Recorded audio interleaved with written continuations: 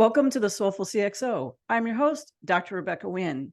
We are pleased to have with us Caroline Wong. Caroline is Chief Strategy Officer at Cobalt, where she leads security, community, and people teams. She hosts the Human of InfoSec podcast, teaches cybersecurity courses on LinkedIn Learning, and has authored 2 books, including the popular textbook, Security Metrics, A Beginner's Guide. Throughout her career, she has been working to boost the number of women in the field and is an advocate for workplace equality. Caroline, it's so great to see you again. Welcome to the show. Dr. Rebecca, what a pleasure it is to get to spend some time with you today. Thank you for the invitation. Right now, a lot of people are in flux. There's a lot of people who are getting laid off, or they're finding that maybe a company they work for has had a lot of changes, whether it's culture or leadership changes. How did you navigate that to get to your next level? Because it's really been a struggle for a lot of people right now, especially in our industry. I asked for a lot of help and I stayed dedicated, just trying to put one foot in front of the other. I was trying to be kind to myself. A job search is a process filled with rejection and it takes longer than you think. I found myself saying, look, I want to try and acknowledge what's in my control and what's out of my control. What's in my control is the words I put on my resume.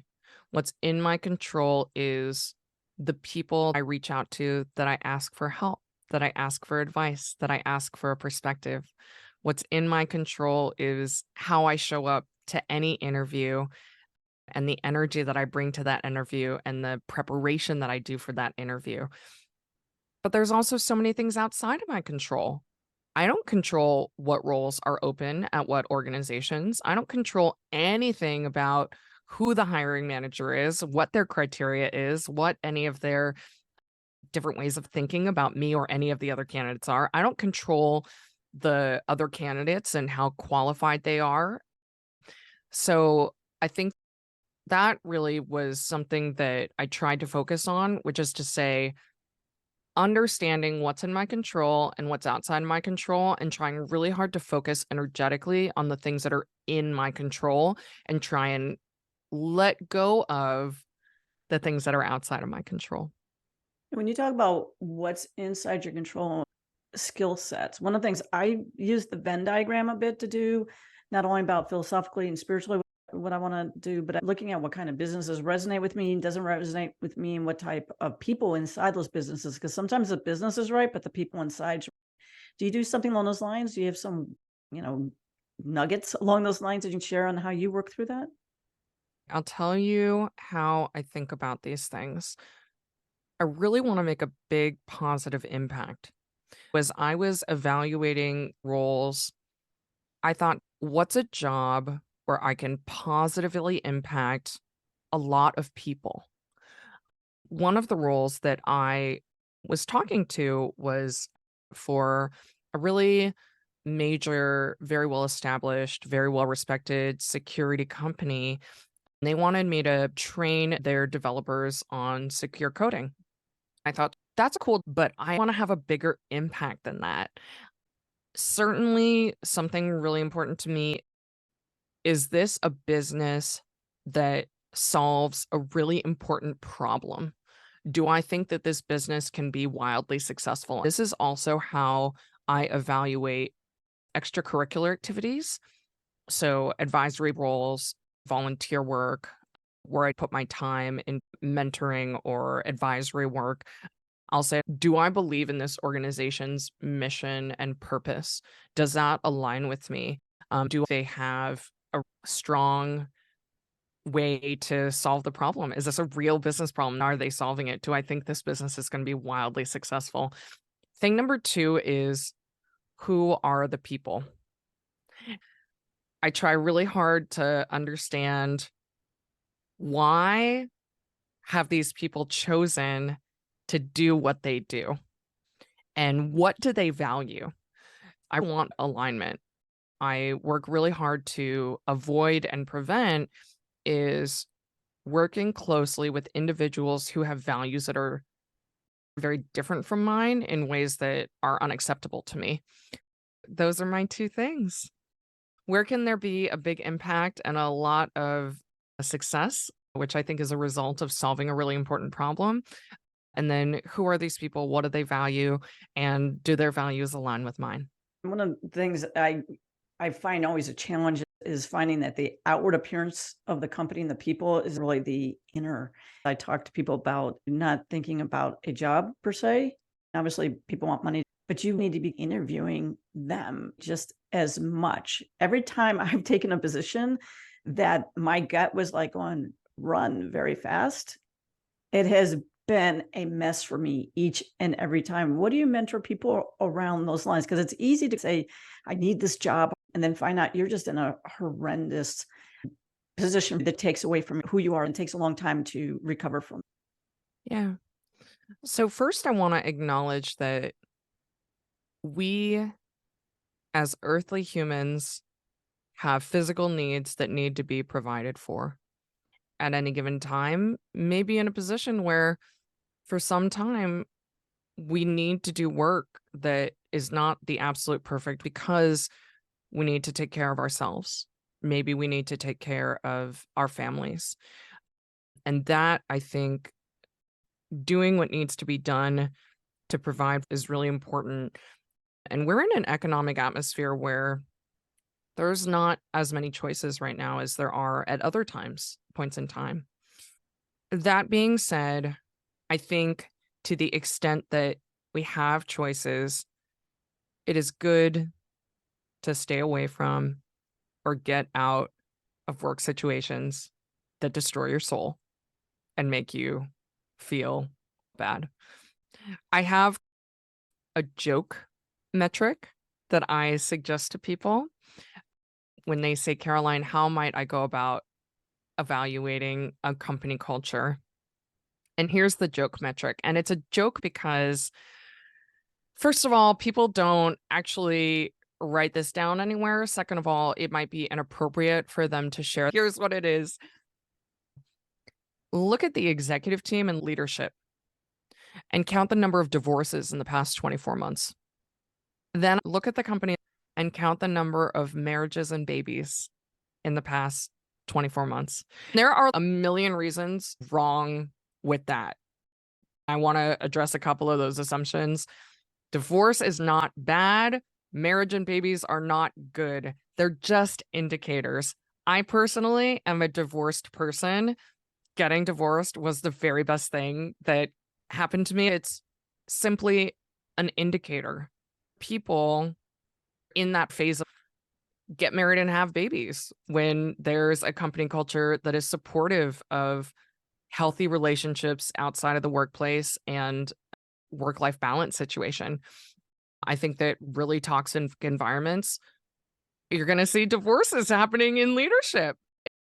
It's a joke, but a more realistic thing to do is just like you're interviewing the company, ask them for references. Ask if you can talk to someone who works for them or has worked for them. And there's two things that'll tell you. Thing number one, maybe they'll immediately give you 5 names and encourage you to do that. That's probably a good sign, even before you pick up the phone and talk to those people. If someone's a little hesitant and weird about it, that in of itself is a sign.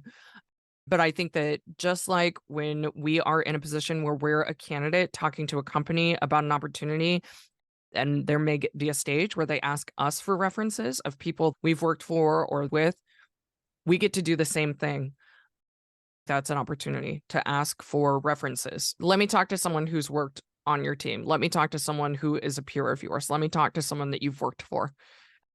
And there's those 2 data points. Thing one, how do they respond to that question? And thing two, of course, when you make those phone calls, what do people share? Yeah, I think one of the things for us being CISOs, right? You mentioned CISO, CIO, Chief Strategy Officer. I pay attention to who are they having me do my interviews with? Do they have me interview with 5 people who are going to report to me? I'm not against that, but how come the stakeholders, why aren't my stakeholders? How come I'm not really meeting with my peers? You're trying to make me more of a subject matter expert, not a person leading a division or a team. I think that's the other thing, is paying attention quickly on who you're interviewing with. Would you agree with that? Absolutely. And when I interview for CISO roles, which I do from time to time for fun, a really important question is how big is the team and how big is my budget? Those are super important questions to ask, especially when you're talking about a security leadership role, because there's a difference between talking the talk and walking the walk. It's easy for the words, "We care about security," to come out of someone's mouth. It's different for them to have allocated and approved headcount and budget. If I'm talking about a CISO opportunity, those are some of the first questions. The other really important question is, what's turnover been like on the team in the past 24 months? It just indicates that there's a change. And the questions, where is the organization headed? And does that align with your skill set, your values, how you want to make an impact? Do you use something else besides LinkedIn? Do you use, like, when you go to conferences because you speak at RSA and stuff like that?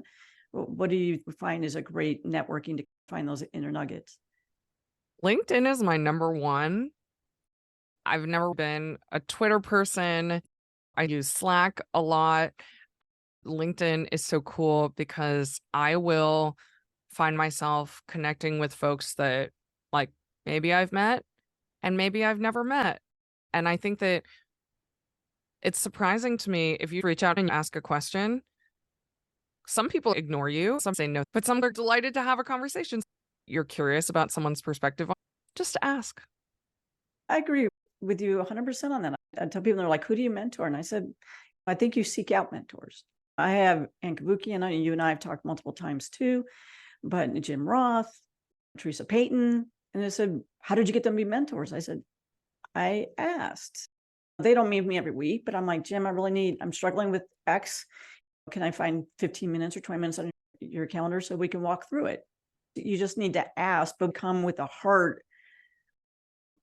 One of the things I've been thinking about and learning about in the past couple of years is change. I think that as humans, it's really natural for us to like things to stay the same, particularly if we have this impression that things are quote unquote good. We want them to stay that way. I've come to accept this idea that change is constant and change is inevitable. And so I've been trying to shift my own mindset from one where if I perceive a particular stage to be quote unquote good and trying to like hold on to that, when change comes, I try to recognize that like this moment right now and now this moment right now, like they're different. It's new. None of us have any idea what's going to happen tomorrow. And we always have an opportunity to look at things in a different way so that when change happens or when I can see change about to come, I think it's really natural, again, for us to have a human instinct, which is fear. Oh no, something bad's going to happen. Oh no, I don't know what I'm going to do. That's natural. And I think that's our brain trying to protect us.